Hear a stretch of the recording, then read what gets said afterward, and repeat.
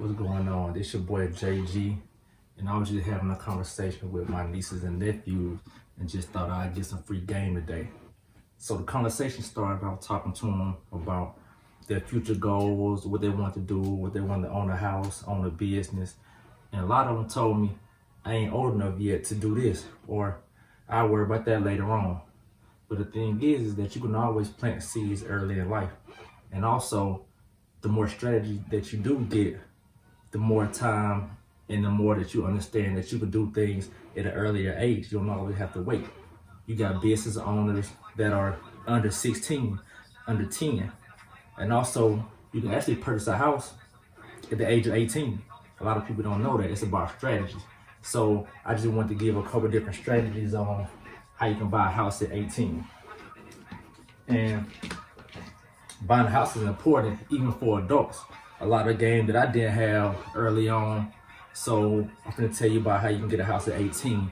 And 3 of the main reasons people say they can't purchase a house is that they don't have the credit, they don't have the income, and then they don't understand how to buy right. So these are 3 topics I'm gonna touch on. The first thing is credit. So how can I be 18 and I already have a great credit score? Well, the good thing is that you can actually be an authorized user at the age of 13. So not every bank lets you add a child as an authorized user at 13, sometimes it's 15, 16. But even if it's 17, it gives you 2 years to where you can put yourself in position to buy a house at 18. So the first thing is that you can be an authorized user, which a lot of people talk about as an AU. So if you can put them as an authorized user on one of your credit cards, which the credit card doesn't need to have any late payments on it, and also doesn't need to be in collections, and you want to have it up under, I would recommend about 20% utilization. Most people say 30%, but we're going to strive for excellence, either 20% or 10%. So you want to have that card in position to where if you let it just marinate for 2 years, at 18, they'll come out with about a 700 credit score. And then during that time, you can give them primary accounts, which I got different game for you, that they can have primary accounts where you can do an installment or revolving line of credit. So that's the first thing knocked out, is the credit. So it won't be no excuses that you had a game where your child can come out with a 700 credit score at 18. The next step will be income. A lot of students are doing a lot of things in school, whether they're being an athlete, extracurricular activities, and some may be working, but not that much. So people wonder, how can I be 18 and then have the income, the stated income, to where I can purchase a house? Well, there's a couple different solutions with that. One solution that helps a parent, especially if a parent is an entrepreneur, is that you can pay your child up to $12,000 tax-free. To where if I have my business, ball game clothing, and I want to pay my child, my nephew, up to $12,000 to be tax-free. So that helps out the business, but also it helps out the child as well, because they have stated income with that. So we can get my child, my niece, my nephew, $12,000 already in income. Now, to purchase a house, I want them to have $25,000 plus. So let's say they get a job where they can make another $12,000 a year. So how can we break that down? So $12,000 a year is $1,000 a month, which I would like to break it down some more, which is $250 a week. And just for easy numbers, let's say they make $10 an hour. So that'd be 25 hours a week to have the $12,000 a year that they're making on stated income.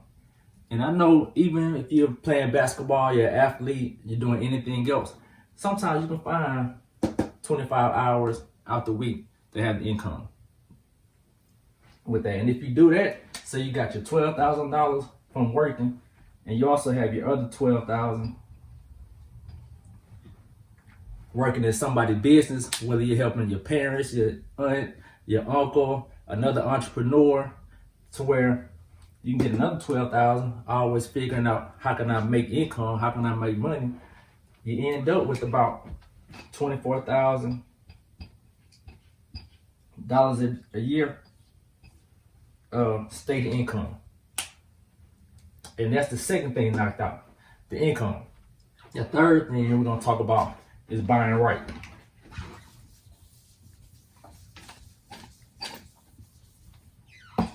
And a lot of people don't know, as being a first-time home buyer, and even being a first-time home buyer doesn't mean that it's your first property that you bought. But being 18, being a first-time home buyer, you can actually buy a 1 to 4 unit property with only putting down 3.5%. And so what that means is that, okay, if you can find I would say a 2 to 4 unit property, you can stay in one side and actually rent out the other side to give you cash flow, which is king. When they talk about cash flow, money coming in, that's king. Even if you're just staying for free, you're winning because you own a property, you're buying it right, so you're gonna have equity in that property. And also as the value goes up, you can get money out of that property. So with that, people saying, well, how can I buy a house? I don't have a down payment. We're gonna show you strategies on how to save money to where you can have your 3.5% down with that. So if you're making about, so we talked about $24,000 a year. $24,000 a year, you can put 3.5% down. So with $24,000, we probably can purchase a house with about, I would say, $80K to $100K. So we can buy a property from $80K to $100K. And actually, I'm from Birmingham, Montevallo, but living in Birmingham for a large portion of my life. We can find at least a duplex for $80K. So we can find a duplex to a 4 unit for $80K. And even if it needs a lot of renovations, it's about strategy. You can actually get a 203K loan that can include the renovations in that. But that's just some more strategy. But we're gonna talk about 80 to 100K. Even if we just say we bought a duplex. So for this topic, we're gonna buy a duplex for $80K. And we need 3.5% down with that. So you're looking at 3.5% down.